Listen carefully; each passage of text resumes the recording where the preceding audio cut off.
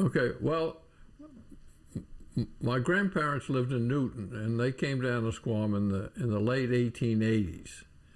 And a little later, they bought the house on Cambridge Avenue, which was a double house. They made into a single house, and it's just exactly was just exactly like the house on Cambridge Breach, just on the right as you go down to Cambridge Breach, where the Frenches are now. And I was born in 1920. My parents were living in Cambridge, and I think when I was 8 days old, they brought me to Annisquam. So I've been here ever since. In the summertime, and 16 years ago, we moved down here year-round. What brought your parents to Annisquam initially? Was it as a summer home? My parents stayed with my grandparents. Yes. That they were Mr. and Mrs. Joseph N. Damon. And there were lots of other Damons and Whittemores who were cousins of my grandfather, who also lived in Annisquam. There was one house right next door to us, as a matter of fact. None of those are still around, although the Haydens, which are the grandchildren of my grandmother's sister, Charlotta Pastorius, do come to visit once in a while.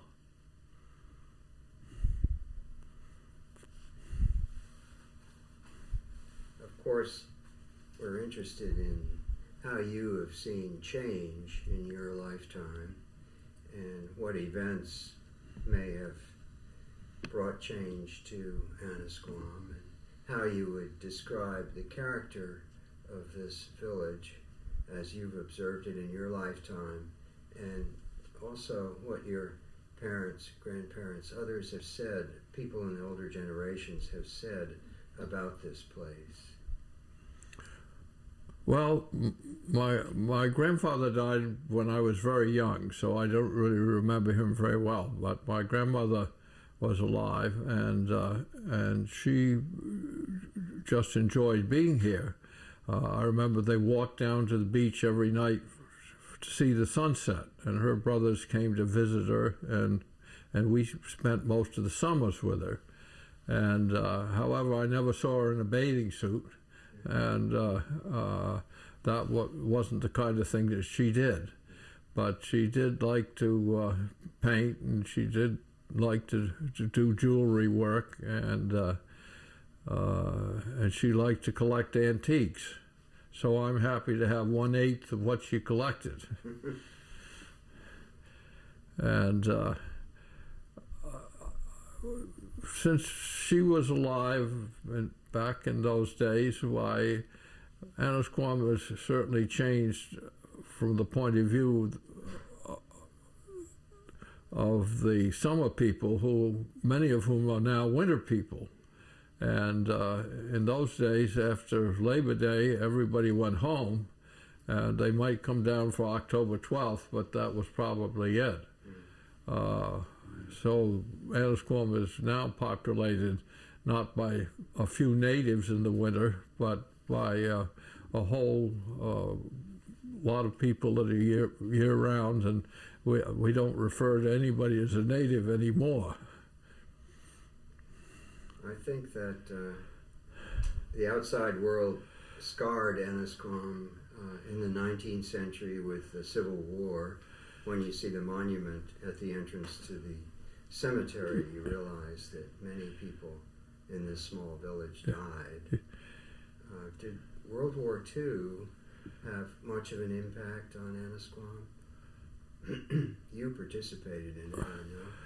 Well, yes, I participated in World War II. I was in college. I was a senior on December 7th, and because I was a naval ROTC, I had enough courses to graduate. So I did, and was commissioned, and I spent a year in the Aleutian Islands, standing deck watches 8 hours a day all winter, we saw the sun the day we arrived, and I never saw it till I left in April. And I put in for every kind of duty, and went to submarine school and spent the last 2 years of the war in submarines. A little tall for that, aren't you? Excuse me? You're a little tall for submarines. No. It had the same height requirements. You do have to take a psychological exam. Answer him, please. You have, and before they allow you to go to submarine school, and the doctor looked at me and he said, "Do you love your mother?" And I said, "Yes." And he said, "Next." Did many people in Annisquam that you knew serve in the war? Yes, but, I would say that most of my friends did, and if they didn't serve in the war, they were supporting the war by doing work at various places. Yes. But I would say most of them did go to war. I had one very good friend by the name of Jock Tolmie, and he was a Canadian, and he was the first of my friends that were killed during the war. Can you tell about the experience of meeting Dick Meacham overseas? Oh yes, I had a very interesting. Dick Meacham and I played tennis growing up. In fact, that's how I got to know Louis Cole and got to be a member of the Wharf Court. Is that we used to play over there, and I think they charged $5. Charged me $5 a year in those days, and but we played a lot of tennis together, and I was in Pearl Harbor during an overhaul, and I've forgotten how we found each other, but we did, and he had been in a destroyer. This was really probably in July 45, June 45, something like that. And he was on a destroyer which had been hit by a kamikaze, and which they had to tow all the way across the Pacific to Pearl. And I took him to the officers' club, the submarine officers' club, and he went around, and any officer he saw wearing a Navy cross, he spoke up to him and said, "Well, you really don't deserve that." And the next, all I can tell you is that we woke up on the floor of the officers' club the next morning, but they didn't throw him out.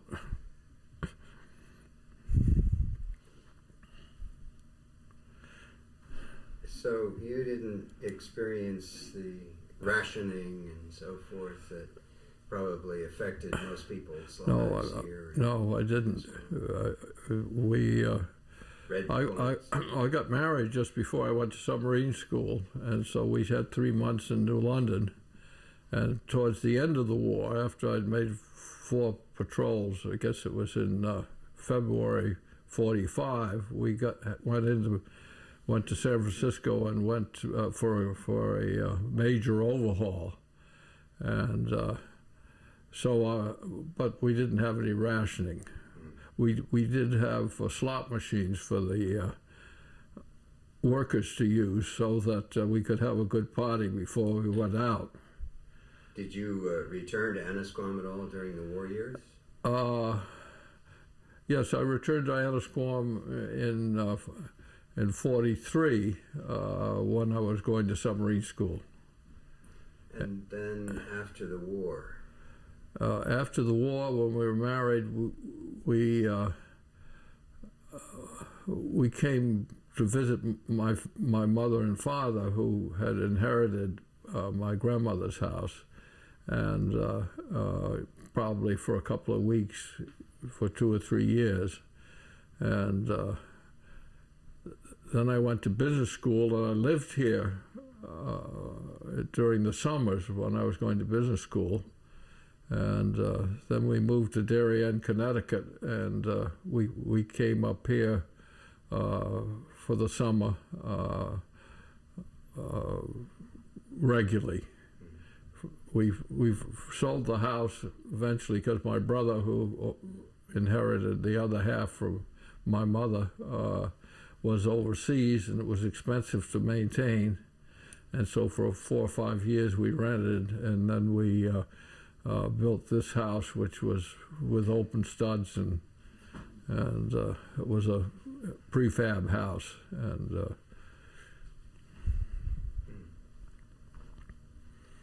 A beautiful job. Yes. Tell me about your extended family. I know of and met Foster Damon. Tell us about him. yes, well, my mother had a brother and sister. Foster Damon was her brother, and he, all my life, he was a professor at Brown until he retired. And her sister was Mary Nellis, who lived next door to our house on Cambridge Avenue. And her husband died, I think, in 1933. And he was at that time a professor at the law school at Yale, and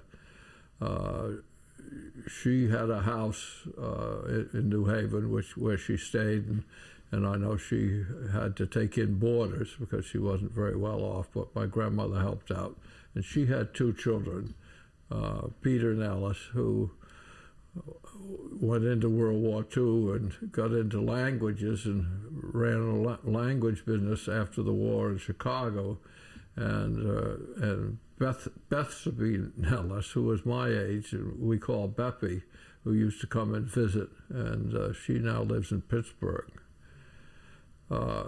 Mary painted a great deal. That was her real interest, and Foster's interest was in literature and selling. And his major work was a Blake dictionary, which it took him most of his life to complete. But he had a very interesting career at Harvard. He was in the class of 1914. And interestingly enough, he was a friend of E. Cummings and John Dos Passos. And we have, in our guest book, we have E. Cummings, his name all written out with capital letters. So that change came later in his life. E. Cummings, Foster Damon was also a poet, wasn't he? Yes, he was a poet, and, Yes. and there's a book called 8 Harvard Poets, of which he was one, and include John Dos Passos and E. Cummings, and I can't remember the rest of them. I remember him in terms of the Seafair and what he did with the Punch and Judy show. Yes, he loved to run that Punch and Judy show. He did that for years, and he kept writing. He wrote 2 or 3 books of poetry, and we have a little one of his sayings down in the front hall, but I can't remember what it is. How did he happen to move into the Widow Goss house? My grandmother bought it for him, and it bought the house for Mary that was next door to us. And that's how we happened to inherit the other house. I see. Can I ask a question? Mm-hmm. Why has the Punch and Judy show faded from the scene of the Seafair? If you could direct your question and answer that. Yes, why has the Punch and Judy show disappeared? Anna Kraus was generous enough to buy the puppets from the estate. I remember the auction. Yes. And so we have them in the village, but they're not used. I think there's just nobody to continue to run it. That's all. I mean, I think he put the whole thing together, and without him there, why nobody took over the job. Of course, it's not very politically correct. Anyway, it would not be to the taste of contemporary audiences, and yet the violence would appeal to children now as it did then, I think. Yes, I think There's it a would. lot of slapping. But he really enjoyed doing that. And, Yes. Ron, do you need light? No, we're okay for now. Thanks. I had a question because we just finished with Frenchie Blodgett, and she told of her years growing up, 7, 8, 9, in the Cove, sailing against you. Yes. And at the little Yeah. kids yacht club. Could you Yes, the Lobster Cove Yacht Club, and it was run by, we called him Red Clark, and I don't remember his real name, but his wife was Alice Clark, and owned the house just down from the market with a little wharf across the street from it and house. In fact, he taught us carpentry, and somewhere I have a little stool I made there. And Frenchie, at the end of, I guess it was pretty close to the end of the time we were there, we had a race in fish boats. And somebody fouled it. Either I fouled her or she fouled me going around the first mark. And I was judged to be the villain, and she got the cup. But when I was 80 years old, she presented me the cup and said I deserved it. So I have it.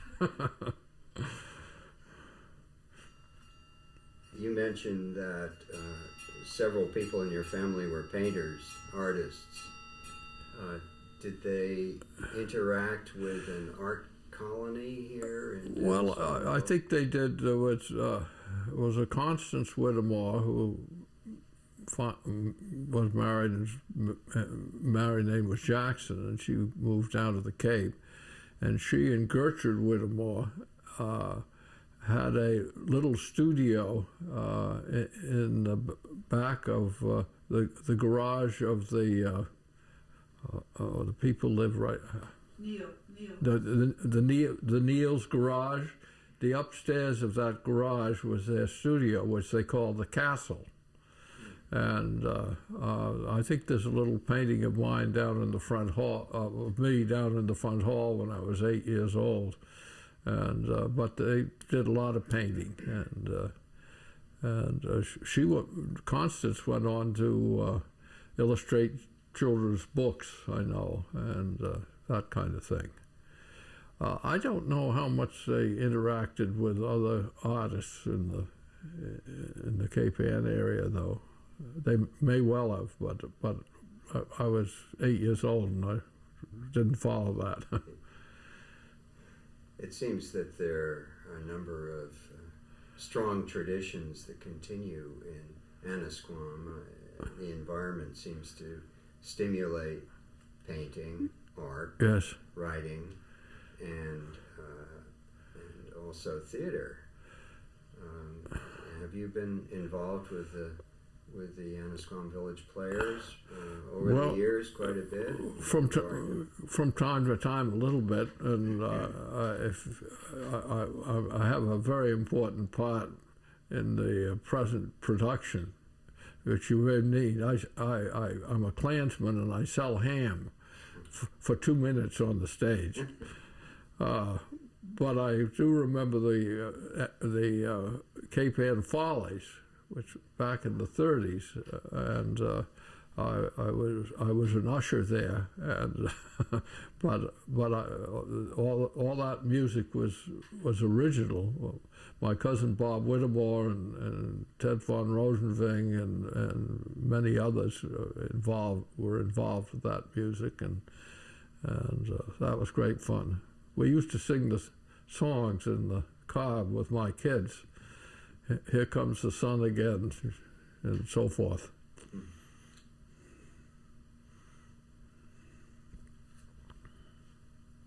Yes, growing up in Annisquam was great fun because there were so many different things going on.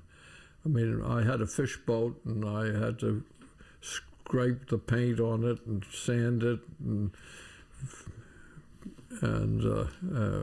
try and make it go as fast as I could. It was the sailfish number 3, which I bought from Charlie Hill, and but we had a great time racing and in those days. And then we'd go down to the yacht club and play cowboy on the pool table, and then go into to the dining room and play what's now the dining room and play 21.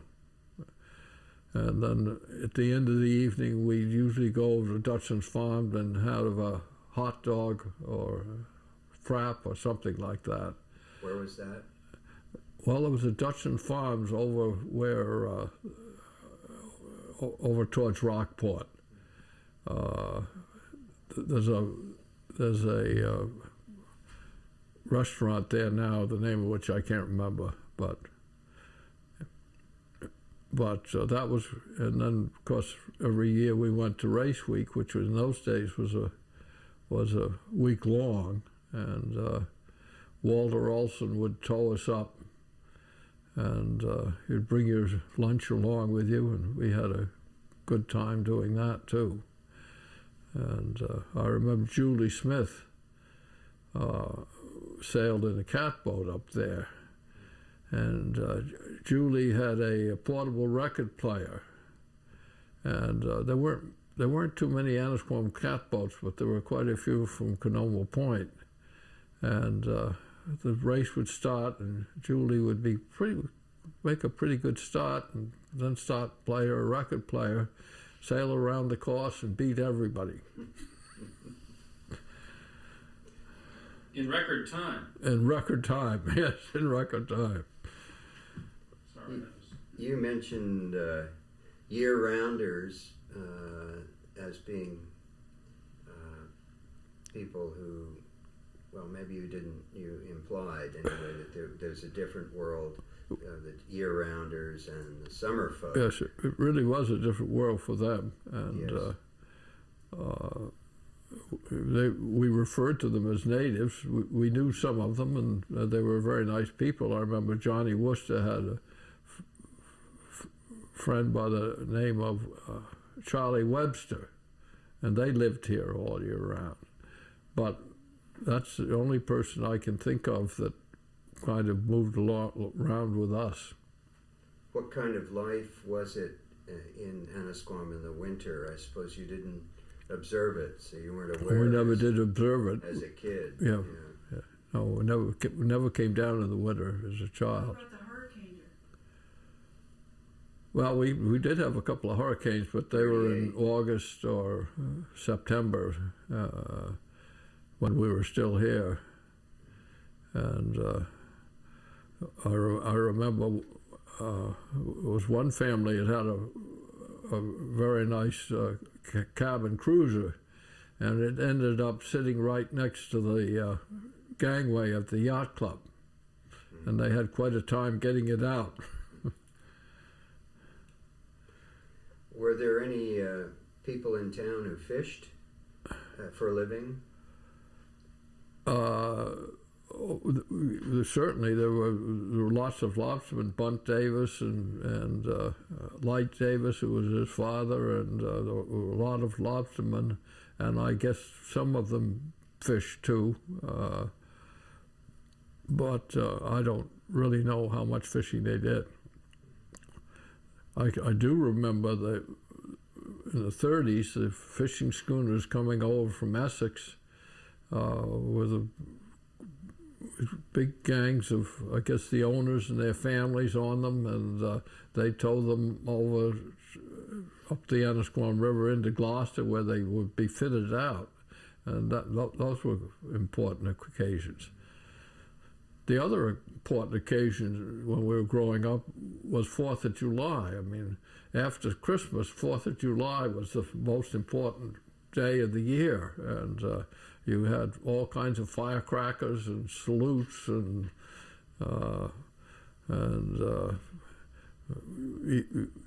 even got things to shoot into the air, which your parents usually did for you. But 4th of July was a very important time, and as time went on, you couldn't drive to Gloucester without having 10 or 12 firecrackers thrown at your car.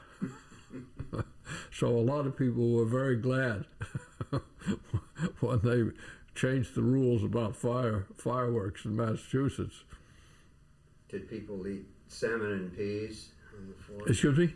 Did people eat salmon and peas regularly on the 4th? I don't. Was that a ritual? We didn't. Yeah, you did. Anything else that was special other than the fireworks? Well, of course, it was a different kind of a life. My grandmother often had her brothers visit her from California, and in those days we had a cook and a maid, and at lunchtime, why we all had to show up for lunch at noon, no matter what, and they'd serve clams or chowder or something, and I can remember sitting there hoping to get the heck out of there, and my grandmother would say to her brother, "Well, Sharp, would you like to have another bowl of soup?" "Yes, sir, I believe I would." So I'd sit there for another half an hour while I ate the second bowl of soup, or chowder probably. Did your family have special customs in terms of food or relating to holidays or otherwise? Not that I know. We always had a big Sunday dinner and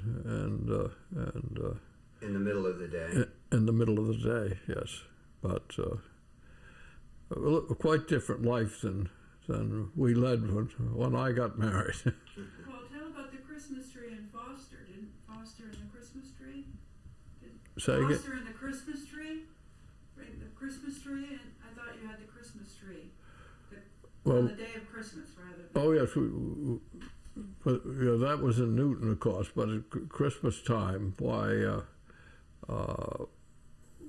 we in one of the rooms there was a big door that closed it off, and all the presents and so forth were put into that room, and the Christmas tree was all trimmed. We didn't have any part of that, and then we had to wait for Foster and his wife to arrive from wherever they were coming for before we could open our presents. And coming down to Annisquam in the summer, would you move down as a child? Would you move down and spend all summer here, or would you go back and forth? In my teen years, I spent all my summers here, from the time I was probably 12 or something like that on. And was that a big event, a ritual, and Yeah. packing and so Oh yes, it was a big ritual, and you remember they had wardrobe trunks packed up, and it's interesting to me to wonder how my grandparents came to Annisquam from Newton and everybody else before the automobile.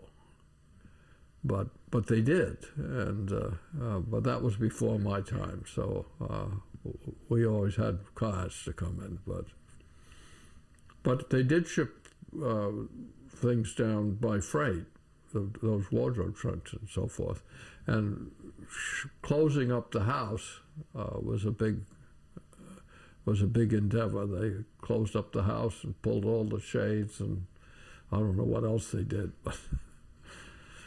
but we never did that kind of thing when we came from various places. And going back home after Labor Day, I suppose the same would take place. You close up the house, Yes. drain the pipes.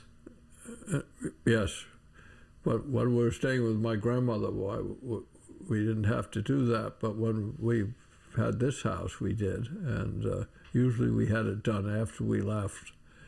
But I can remember several occasions. I can remember one weekend when we had two cars, and I had my vacation, and I had to be in New York on Tuesday morning. So I headed back Labor Day afternoon, having been in Emmy and I had been in 5 different tennis tournaments in the finals of them, and we lost them all. And I headed down the turnpike and got as far as Lexington, and the car broke down. But that's a long story. It was a bad day all around, wasn't it? It was a bad day all around. Bad weekend. It'd be interesting to know what your first memories of the Seafair, and then your involvement with the waxwork over the years. Well, my first memories of the Seafair was, when I was very young, and I remember it, but I don't remember, the specifics about it. And I was in the waxworks with Fred Peirce, and I've forgotten exactly what I did, but anyway, and that was fun. And but I've always enjoyed the waxworks and wondered why nobody else that I ever heard of ever did anything like the waxworks. It's really a kind of unique. Indeed, it is. Was it Margaret Fitzhugh Brown who did it? Yes, it was at that time? Margaret Fitzhugh Brown who invented it, and she lived in the house down almost next to the yacht club, next to the Barnacle, and which the Brocks are now doing over, winterizing, I guess. But I never did see Margaret Fitzhugh Brown, to my knowledge. The Waxworks, the Punch and Judy show, these make the Seafair unique. Yes. And it's not every village that has a fair in the summer anyway. But Annisquam would seem to be quite an unusual place, which I guess is why we're trying to recapture some of the memories of it. It certainly is, and I have to say I spent my whole life planning to get back here when I retired. And here I am. On that vein, put yourself, in the conning tower of that submarine and those long trips, and would your mind sort of go back to, you're on the Aleutians and World War II and on that? Well, we've thought about it a lot, and of course I was married, and my late wife came from Canoma Point, and I can remember going over and visiting her over there and meeting her grandfather,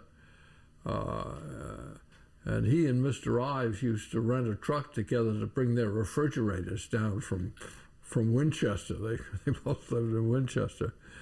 But the other thing they talked about a lot was in the old days, this was before my time, on Squam Day, everybody gathered on Cambridge Beach. And that was a celebration for not only Annisquam, but Canoma Point and I guess other places too. And that was a big thing on Squam Day. So there was an association between Annisquam and other places. It wasn't entirely closed. Yes, and I remember during the war, when the club was in such bad financial shape, before the war in the 30s, the club was in very bad financial shape, but they did have dances every Saturday night. And if you wanted to be a non-resident member, you could do that for $10, and you could come to the dances. And but there was no steward or no meals down there. That didn't happen till after the war, when I think Horace Bent and John Bishop and a group of them got together and started to have some very simple meals down there. You could have hamburger, steak, or lobsters, and they kept the lobsters in traps down off the floats, and then it moved on from there. But there was a bar, I assume. There was a bar. I think my generation probably supported the club or the bar better than any other generation before or afterwards, because during the 30s, there was no drinking allowed at the club. There were 2 or 3 people that paid the property taxes and kept the club going, and they had a little. And one of the rules at the club was no drinking. But I can remember my parents' generation. They'd come down Cambridge Avenue and onto River Road, singing and dancing and having a wonderful time. They were not. They did not observe prohibition. Where did they get the booze? I guess they were all it was all bootleggers, and they made wine and things like that themselves, but that's not what they were interested in drinking. It used to be that people gave cocktail parties at noon as well as at night. The noon parties seem to have disappeared. That's faded somewhat. Yes, I have been to a noon cocktail party for a long time. Yes. I don't know why. Why do you suppose that's the case? Well, at my age, I sometimes take a nap after lunch, so a cocktail party at noon would be a very good idea. Yes. May I ask a question? Sure. Why did you want to move back here when you retired? What was it about Annisquam that you looked forward to all those years while you were planning to come back here? Because I had so many friends who had exactly the same thing in mind. I mean, I grew up with Dick Meacham and Bob Meacham and Sis Haviland, Sis Meacham and Sis Smith and many other people and they were all here. They all came back for the summertime, and most of them are here year round. So it was the sense of community from the people, but also perhaps the place. Oh, I think the place adds to it, but I think it's really the sense of community that makes it such a great place.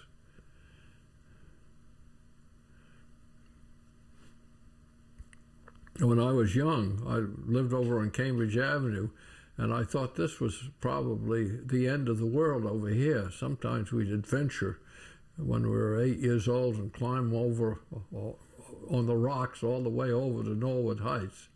And here we were, and now this is where I live. And the Wiggins were also cousins of my grandfather, and so we Harry Wiggin. Harry Wiggin, Yes. who was Commodore of the Yacht Club for 800,000 years, I think. But I knew Marl and Peg very well, and we had a good time with them. I suppose you knew that house quite well. Yes.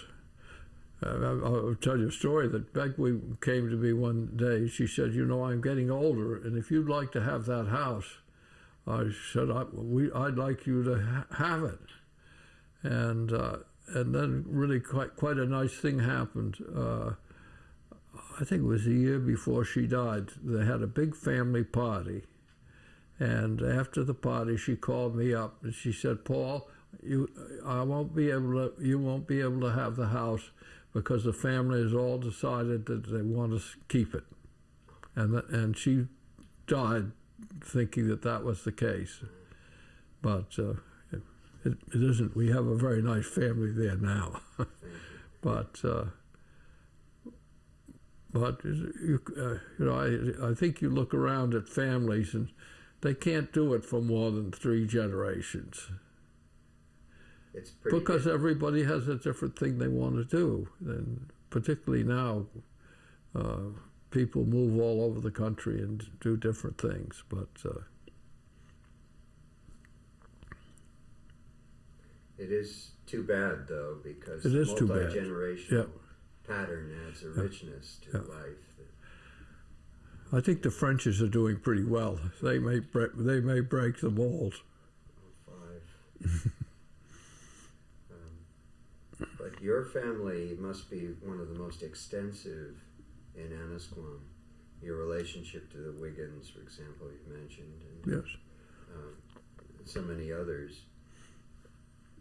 Yes, there were a lot of them moved down, but they either died or moved away.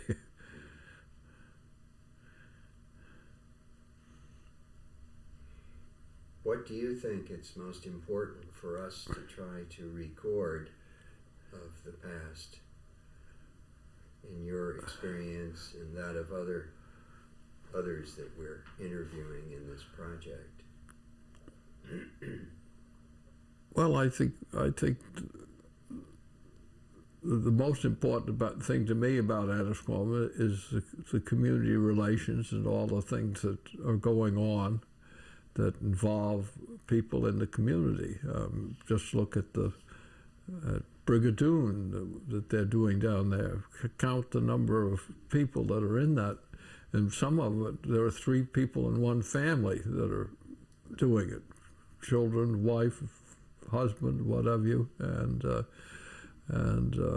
I think the yacht club is a very important thing, and I think it's terribly important to take in members, and I think anybody who lives in Annisquam ought to be able to be a member of the yacht club, because that's a very important community activity, and I think that, the Exchange and the Leonard Club and the Monday afternoons at the library in the winter, all those things are great fun, and almost it's nice to have very wide participation. Not that everybody does everything, but the sailing and racing and the junior program and all the things connected with the yacht club are fun. Because when we were young and the yacht club had dances Saturday night, there'd be 2 or 3 generations of people there, and that's different than it is now, I guess, because we don't go dancing at the yacht club anymore. But so things change, but that's inevitable and good. Tell me about the organization of the Village Hall Association. We're about out of tape here. Oh, We got to change tape, so let's hold that question. And, all right. And I would be interested in knowing about the Leonard Club, what the origins of that. Yeah. When you say sense of community, start with that. When you say, yes, when talking about sense of community, there are a lot of different kinds of people in Annisquam that have different interests. But because of the Village Hall and its activities and the yacht club and the sea fair and the church for some people, you get to know a lot of people, and particularly when you've been here as long as I have, you know a lot of people. And my sense of community, when I say sense of community, is that if I take a walk, why I meet half a dozen people I know and can say hello to and have had some relationship of some kind, go to the hockey games with them or sailed against them or did something of that sort.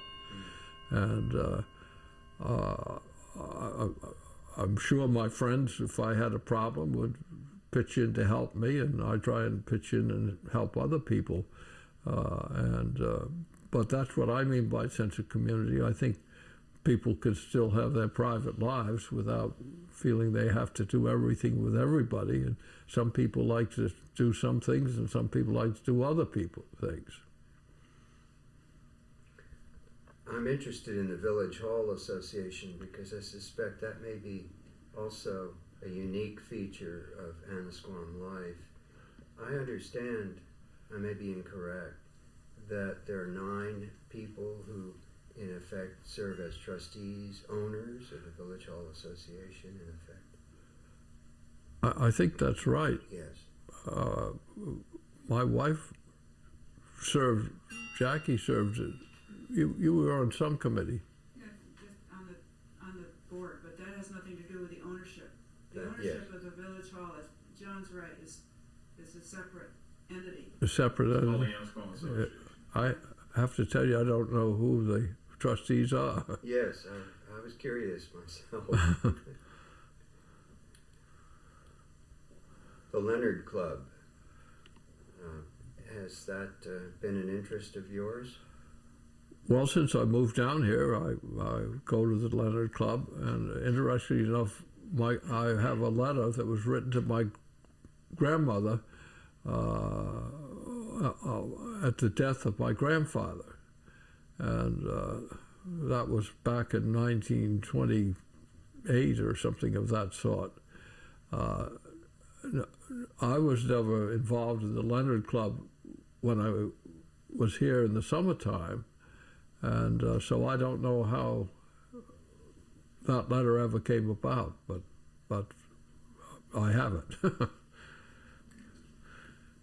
What did the letter say? Oh, it was just a letter saying that they were sorry that he heard about his death and that he was an important member of the community or something like that. It didn't indicate. It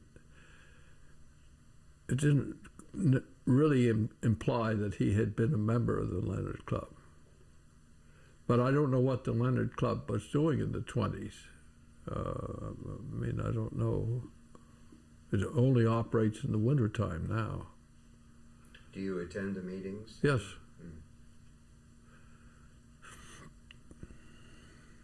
And would you tell us about them?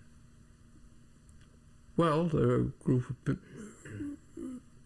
people who get together and talk about different problems in Annisquam, and in the spring we go and clean up the area on the inner cove on the Washington Street side there, and we often have interesting speakers that live in the community and deal with issues like the cove and the moorings and so forth and so on.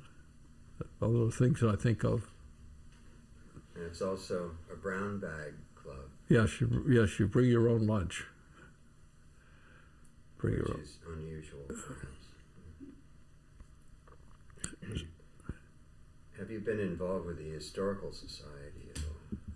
Not really, no.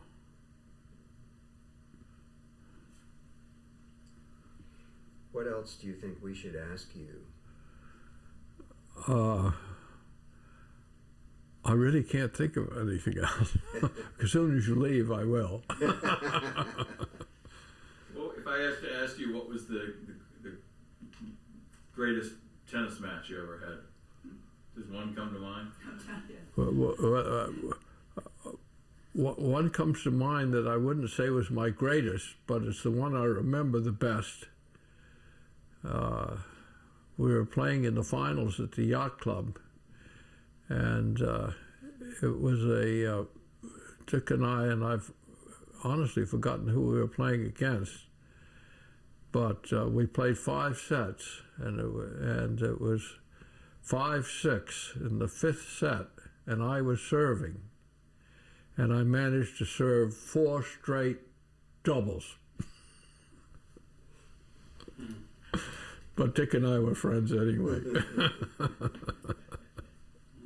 Of course, they didn't have tiebreakers then either. No, we didn't have You time. had to win that too. Didn't have tiebreakers. Every set. And we had a nice weekend. If you were to describe Annisquam as somebody from the outside who is maybe thinking of had a family, maybe thinking of coming here, and you were to tell them or give them advice or tell them what Annisquam is, make you look there, what would you say? Well, I'd say it was a place that had a lot of people who've been living here for a long time, and Start that over. Start over, please. okay. Start with the definitive sentence. I'd say Annisquam is a place that there are a lot of people in Annisquam who have lived here for a very long time and know each other very well. But recently there have been some new people who have moved in who are very nice and who I think you'd like. And if you like to boat or sail or race or play tennis, there are facilities to do that. And they have a good junior program if you have children that you'd like to have learn to play tennis and do a little boating. And I think that's the way I would describe it.